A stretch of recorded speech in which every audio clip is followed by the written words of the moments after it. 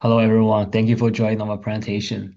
We are 大姐之间的 and our project is called Nebraska Logistics Simulation. In this project, we build a system that simulates delivery routes, stations, and truck movements across Nebraska. And this helps us answer practical questions.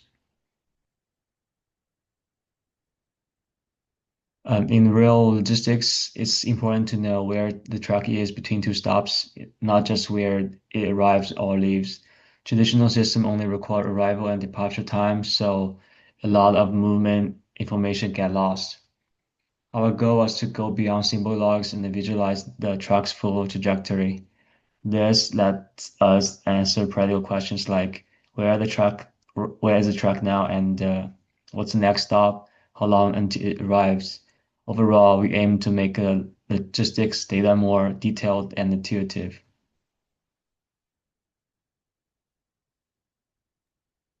So here's our entity relationship diagram. In our design, we have five entities: the driver, the main station, the substation, the deliver route, and route stop. Each entity has its own ID and some other attributes. The driver has the phone number, the vehicle type, and the name. Both the main station and substation has the names and counties. The deliver route records start time and end time. And route stop has the sequence, the arrival time, and departure time. And we also identify the relationships between these entities. The relationship between the driver and deliver route will be 1-to-1, since each driver is responsible for at most one route at a time. And relationship between the main station and deliver route will be 1-to-many, since multiple deliver routes can start from the same main station. And each route contains a lot of stops, so the relationship will be 1-to-many. And one substation can be the stops for multiple deliver routes. So the relationship between the substation and route stop will be 1-to-many.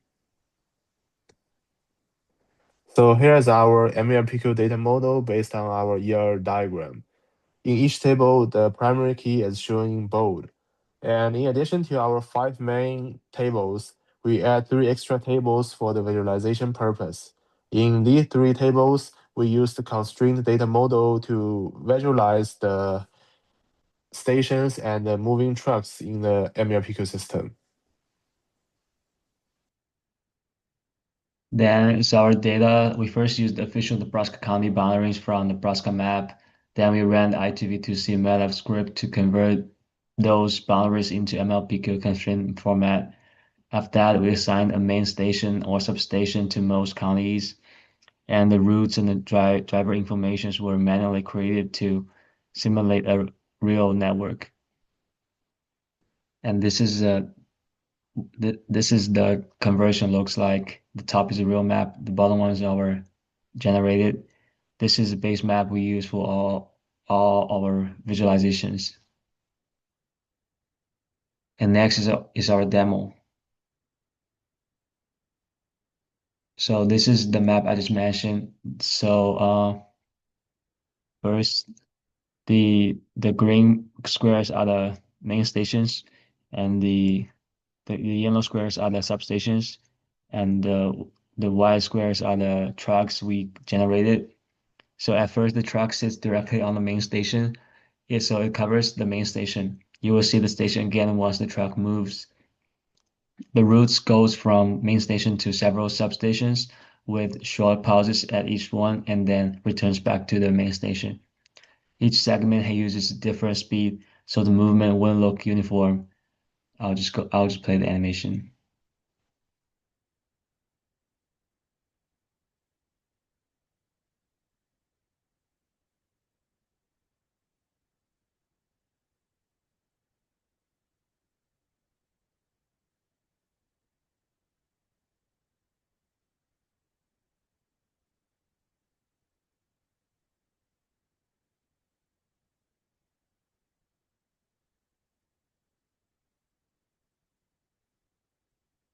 That's all for our demo.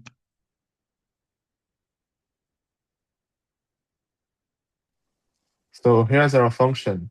For our first function, we are solving that by given the delivered route ID, we want to find a driver who is responsible for this route and also retrieve their basic information like the name, the vehicle type, and also the phone number.